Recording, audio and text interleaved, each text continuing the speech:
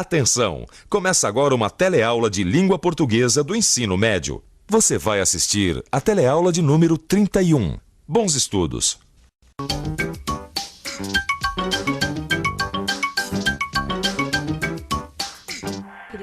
Lúcia, você sabe aquela do cara que chegou na padaria e disse pro homem do balcão: me vê um grutin de mussarela?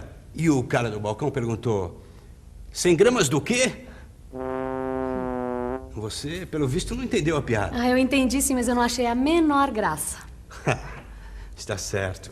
Você podia pelo menos dar uma risadinha, né? Afinal, ria de graça. Dessa eu nunca rio de graça. Está bem. Então eu vou contar outra. É assim, o cara... Deixa pra lá, vai. Por quê? Eu te deixei sem graça, né? Não, não é nada disso. É que você me fez perder a graça de contar piada. E você já deve ter percebido que essa conversa toda não foi de graça. E eu só contei aquela piada sem graça porque a expressão de graça é justamente um dos assuntos da nossa teleaula de hoje. Você vai relembrar que com uma palavra a gente pode formar várias expressões de uso muito comum no dia a dia. Vai conhecer melhor as diferenças entre um texto literário e um texto informativo.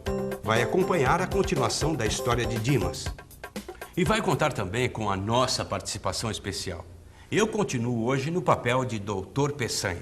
E eu volto a ser advogada, para revisar, junto com meu colega aqui, as coisas mais importantes que você aprendeu nas últimas teleaulas. Vamos lá?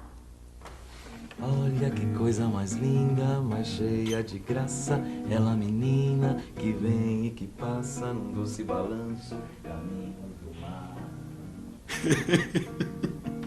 Ô, Alencar, qual foi a graça, hein? E precisa dizer, olha a sua cara do Machado, ficou até sem graça. Pronto, ele agora não vai fazer serenata pra mim nunca mais, né? Ô, Alencar, você não fez hora extra hoje de novo? Pois é, eu lá fazendo o serão e você aqui fazendo o seresta. Eu vou ter que aguentar a gozação até a morte, né? Alencar, já que você tá com tanta vontade de fazer gracinha, por que você não dá uma ideia pra continuar a história do Dimas, hein? Pum! Assim, se você tá afim de pegar alguém pra Cristo, por que você não aproveita e inventa alguma pra aborrecer o Dimas e larga do meu pé? Não vai ter a mesma graça, mas tudo bem. Onde foi que a gente parou? O advogado do Dimas conseguiu provar no tribunal que a empresa que ele trabalhava devia as horas extras pra ele. Foi isso que aconteceu, não foi? Então daí vamos ver pra frente. Aconteceu isso mesmo. Agora eu tô de alma lavada. Depois de tanta exploração, eu consegui me vingar. E nem que seja na marra, eu vou conseguir as horas extras que trabalhei de graça. Se ele vai receber as horas extras, não tem mais graça continuar a história com o tal advogado, vocês não acham? É esse o problema. O que o Dimas vai fazer agora? Bom, se eu fosse ele, eu ia correndo pra casa, né? Eu nem esperava o ônibus. Eu entrava no primeiro táxi que aparecesse. Tá aí, Machado. Que tal a gente fazer o Dimas arrumar uma encrenca com um taxista? Boa.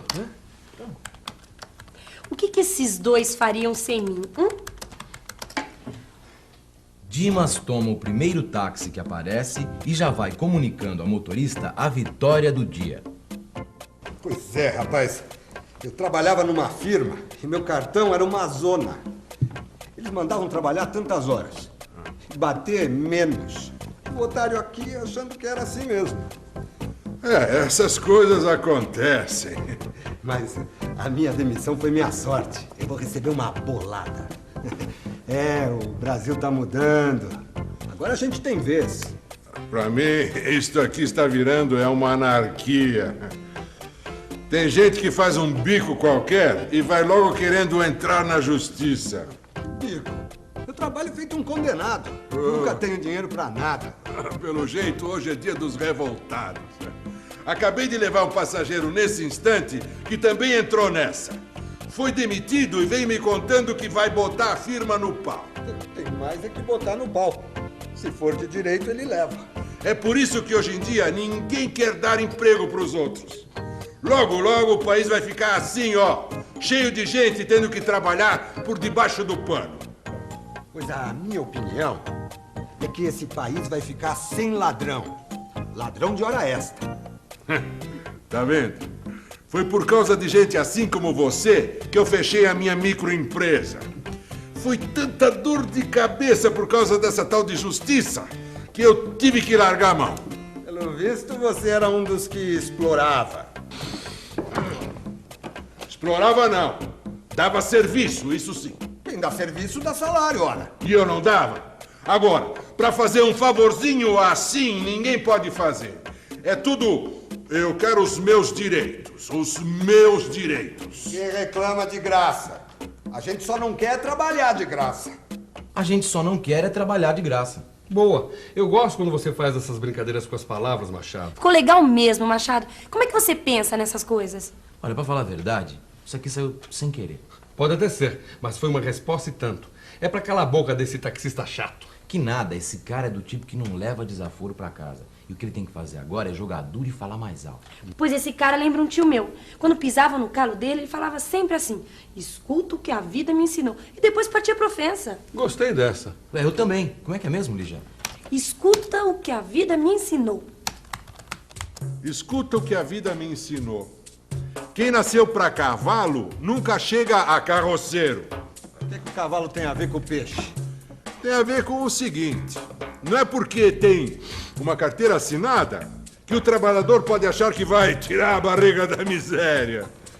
Essas leis dão muita folga para quem só sabe reclamar. Olha, meu ponto de descer ainda tá muito longe, mas me faz um favor. Para essa carroça que eu vou descer aqui mesmo. Antes a pé do que mal acompanhado. Você está bom. Ai, vai a pé mesmo. Já perdi a graça de trabalhar hoje. Pobre anda a pé ou de ônibus. Mas olha só quem fala. É milionário, por acaso? Só porque tem um carrinho aí de nada? Vai, pobretão.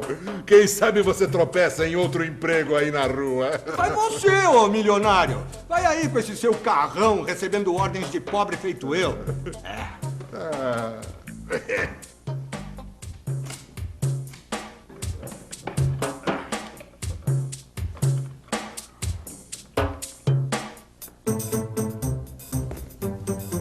Meu, vai! Tinha que aparecer alguém pra estragar minha alegria. Tava bom demais pra ser verdade. Tem que aguentar essa agora, depois de tudo que eu passei naquele tribunal. O meu paletó... Meu paletó no tribunal... Droga! Depois de tudo que aprendemos nas últimas teleaulas, voltamos a este tribunal, mas não para julgar, e sim para repassar os nossos conhecimentos da língua portuguesa. Se o colega advogado me permite uma sugestão, eu gostaria de iniciar os trabalhos apresentando fatos relevantes que ocorreram hoje mesmo. Não tenho objeção alguma quanto a isso. Por onde começamos? Vamos começar por uma palavra que foi dita insistentemente nesta teleaula, a palavra graça. Esta palavra foi, de fato, bastante usada. Com significados diferentes. Permita-me acrescentar. O colega tocou no ponto em que queria chegar. Os significados. Aqui. Eu gostaria de apresentar como provas trechos da conversa entre Dimas e o taxista. Para rebater as acusações do taxista, Dimas usou a palavra graça 2 vezes seguidas. Ninguém reclama de graça. A gente só não quer trabalhar de graça. Mais adiante, a palavra graça foi usada também pelo taxista. Quando Dimas decidiu descer do veículo, o taxista disse: Vai a pé mesmo. Já perdi a graça de trabalhar hoje. Ninguém reclama de graça. A gente só não quer é trabalhar de graça. Perdi a graça. Muito bem observado, colega. E você deve se lembrar de que com uma palavra você pode formar várias expressões conhecidas. A palavra boca, por exemplo. Você pode formar as expressões da boca para fora, com a boca na botija. Com a palavra jogo, você pode formar fazer jogo limpo ou abrir o jogo. Muito bem. Se você já conhece isso, fica mais fácil entender os significados das expressões com a palavra graça. Preste atenção. Trabalhar de graça significa trabalhar sem pagamento. Reclamar de graça quer dizer reclamar sem razão, sem motivo. Perder a graça significa perder o entusiasmo, ficar sem vontade. E há ainda outros casos registrados em dicionário, como, por exemplo, a expressão cair nas graças de, que quer dizer desfrutar da simpatia de alguém.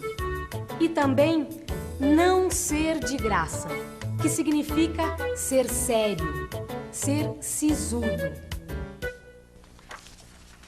Excelente trabalho, colega. Eu estou impressionado.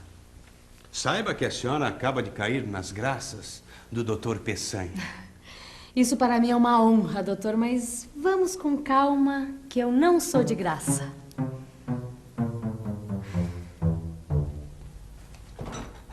Vamos aproveitar, minha gente, que o cafezinho é de graça. É de graça pra você, né? Pois fique sabendo que quem comprou esse café fui eu. Que isso, Lígia? O Alencar só tá fazendo uma graça. É, hoje ele tá cheio de graça. Mas eu pensei que quem tava cheio de graça era você. Olha que coisa mais linda, mais cheia de vai graça. começar a gozação de novo. Não vai não, porque eu tenho um assunto muito sério pra tratar com vocês. Opa! Que assunto sério é esse? É que eu tô meio confusa com uma coisa. O que vocês escrevem é tudo inventado. É ficção, certo? Ah, Mas aí vocês começaram com esse negócio de botar linguagem jurídica nas histórias de vocês. E linguagem jurídica não foi feita pra ser usada em ficção, certo? certo. Foi então que vocês usaram uma história que aconteceu de verdade com uma amiga minha. Lembra? É mesmo. A gente inventou a história pro Dimas praticamente parecida com a história verdadeira da sua amiga. Então, Peraí, Lígia. Aonde você tá querendo chegar com tudo isso? Eu tô começando a ficar confuso.